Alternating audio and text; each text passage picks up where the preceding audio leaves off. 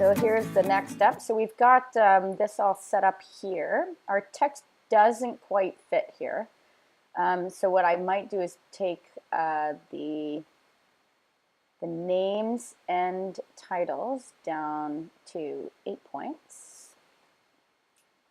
And we'll see if that brings us up the line that we need. So again, as a designer, when you're trying to visually communicate all of the info, it's like, how is it all gonna fit?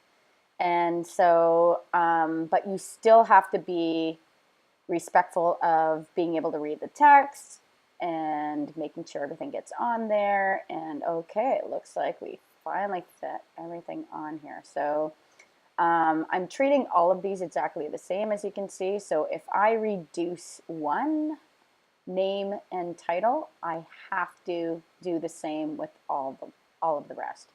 So that's just the way it has to be done.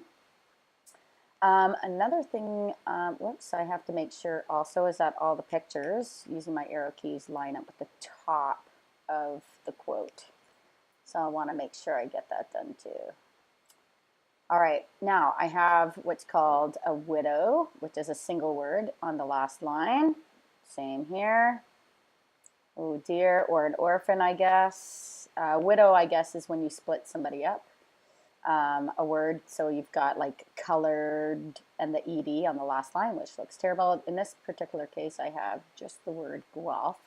So you know what I think I'll do with the names and titles is just the names and titles. I'm going to align right, because you know, maybe that might help the look of it sticking over onto the side there. Underneath the picture, and it just looks completely out of place and no longer in proximity, so in relationship to the text there. So that can work too. So that works. All right, I'm going to go for that. This still looks a little odd, so I'm actually going to put a return on Conestoga. Project coordinator. There's, ugh, look at that terrible break. Coordinator already has a hyphen in it. I do have one more line to go, so what if I put all of this on 3 lines and move Criticus headshot down? There we go. So sometimes we have some finessing we have to do in the details. All right, so for my particular copy, all my headshots are lined up at the top here, almost. There we go. And this one has to move down. There we go. And we don't have funny breaks here. There we go. And we don't have single words sitting on a single line. All right, so we're good to go on this side. This is looking good now. This apply now. I think what I might do is move this to the bottom. Or wait, what if I leave that at the top? There's one thing that we can do too to fill, because we've got the space to fill, so we can add a photo. But the other thing that we can do is we can copy and paste this photo. It's going to go on the back panel. So again, with my, my Alt key, I'm going to make a copy and put it here. Now I have a bleed line I'm working with, so I'm going to bring that into the center panel there. I'm going to right click on that image and arrange and send to the back. Now clearly there's a huge interruption here with this photo. So what I'm going to do first is I'm actually going to relink it to my other photo. So remember, you can always relink. And where did that picture go? Oh, it was in my downloads. See, this is where I'm definitely going to have to do a package to make sure I have everything correctly. All right, I'm going to choose my fill content proportionally, but of course you can't read anything. This is the cool thing about the using effects. So we already use an effect on our text to add a drop shadow. I can right click and choose effects, but this time I'm going to use transparency. So a transparency means that I can reduce the opacity of that image. And I still get an image below here, but you can read all of the text on top of it. So that actually looks pretty good. See, it's only 22%, but it still gives us a view here. We still have an image that still relates to what we're talking about in our brochure, so that can work. And then I've got this huge space here, so let me reduce that space. There we go. Excellent. We're getting there. I think this is looking pretty good now. So the first thing I did was taking a look at the size of the name and title of each photo. I reduced the size of it, and I also did right alignment. So, but I'm consistent. I'm repeating that style all the way down. Oops, see this word contact? Ugh. Let's move that over onto the next line. Again, not a big fan of these hyphens. I could remove them all together, but okay, that's pretty good. Actually, I am going to remove them all together. So if I do select all in my type, this is one more place that I love InDesign for this, is all of these windows here have this tab in the upper right hand corner, but this entire page layout also has an options tab. And I'm going to go down to hyphenation, and I have this text selected, and I'm going to turn hyphenation off. Turn on preview.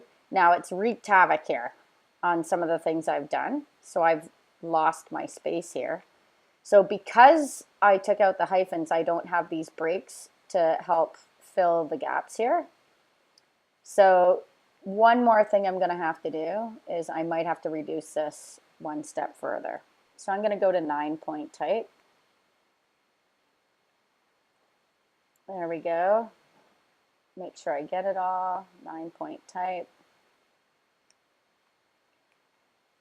And that's looking better. Now, had I created a style sheet, which is in another lesson, style sheets are in the reference guide video tutorials, I could have saved myself even more time if I set up a style sheet with that.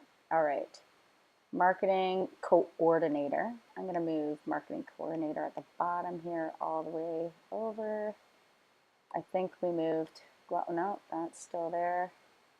How does that look? Are we all intact now? Whew.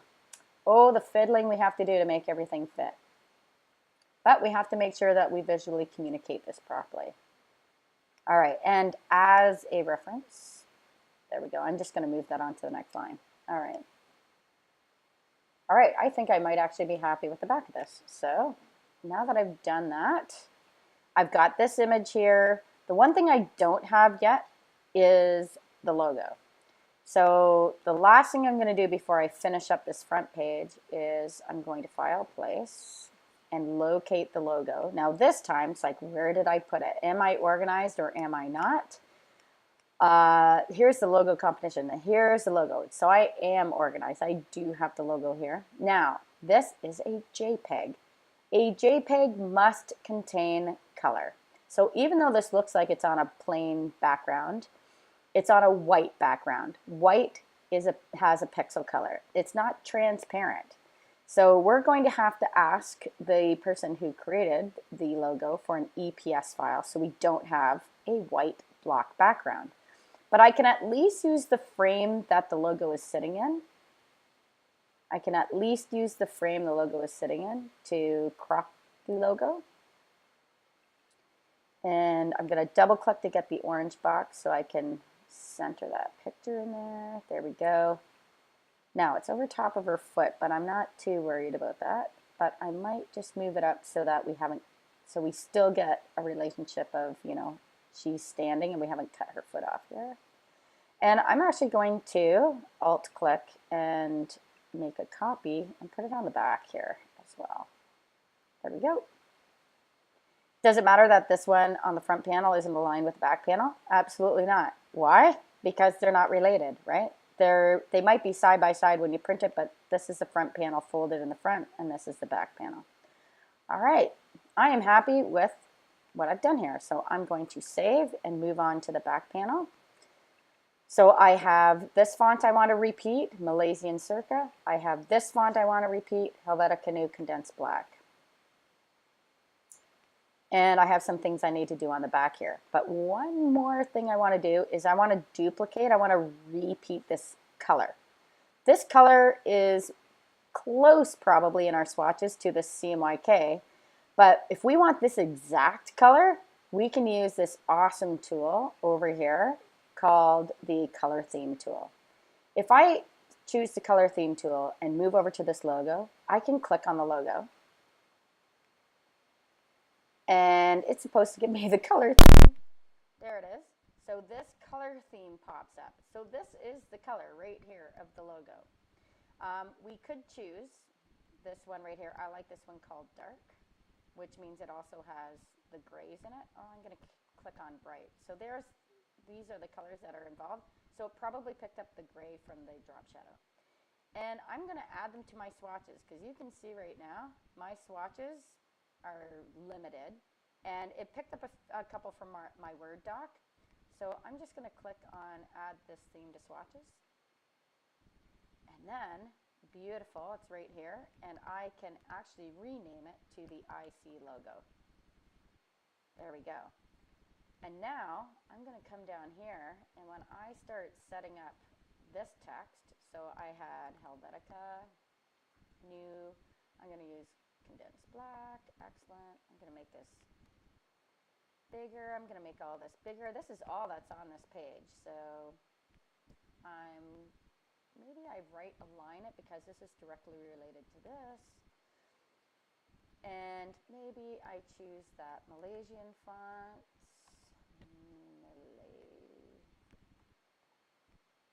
Oh, you have to spell it right, right? What's it called?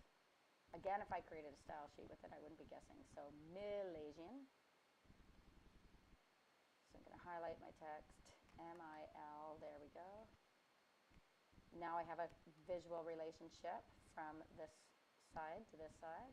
Excellent, are-you? And if I really want to, I can make it blue. We could do the same thing up here if we want to create a visual relationship between the logo. All right, there we go. If I'm going to be consistent in that font with that color, I want to do it there as well.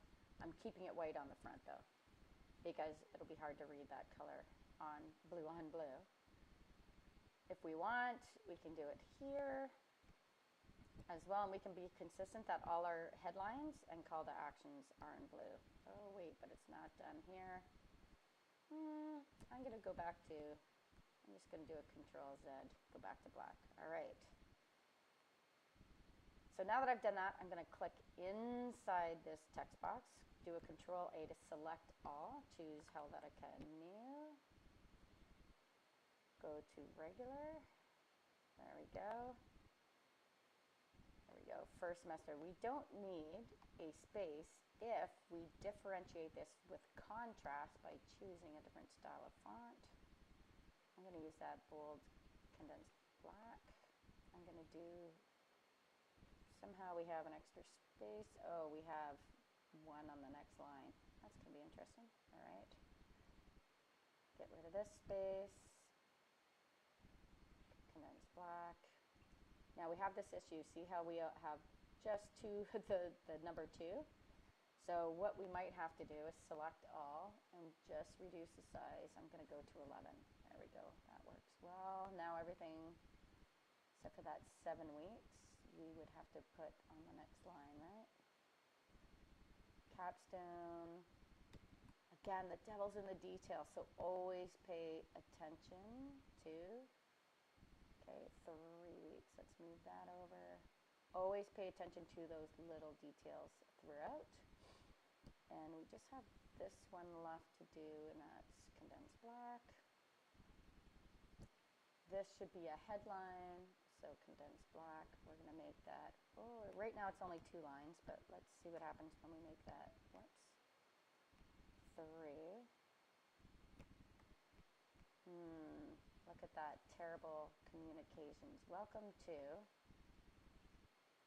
integrated communications, where university and college graduates get to work. There we go, and I'm going to center all that. Let's make sure we do the same throughout. So if it's centered, make sure every page is centered in the same regard. This could also be centered. There we go. And I'm going to, since this is separate from the list, let's see. We could probably make our list a little bit smaller. Even still in text size. See, I can't see it all, but I don't want to change that. Make that 10. But we still have an overset here. So what else do we have here? Let's extend this. We still have this as well. So somehow this has to fit up here. So what can we do? Perhaps we also reduce this to 10. We're almost there. Oh, this is missing a period at the end here. We've got to be consistent with that as well. So what happens? Do we make this smaller? So we just have some decisions to make here. But this could also be smaller text in italics because it is different text. Whoops, not ultralight, light italic. There we go. And I'm going to center that as well. There we go, because it's separate from the list. Woo, we're almost there. Another thing that we can do is with the eyedropper tool. See the eyedropper tool? We have the color theme tool, which picks up colors. We have the eyedropper tool that samples styles. So if I highlight this text right here, I can choose the eyedropper tool and click on this headline. Look at that. It repeated the headline. It sampled the headline and made it all the colors I wanted it. I'm highlighting this block of text with the eyedropper tool, not the color theme, the eyedropper tool. Highlight the text and then click on the text you want it to look like. There we go. So we've set that up the same. I want to get rid of this thing, get lost. All right. And why Conestoga integrated communications? Okay, that's better. And save. So last but not least, we're in really good shape now, is we wanted to, these are lists here. These are lists, and we can add bullet points to those. So the last thing I'm going to show you how to do in the next video is how to create bullet lists using this handy dandy options tab. And look at that, we have bullets and numbering in here. So check out the next video on setting up the bullets and finishing up this brochure.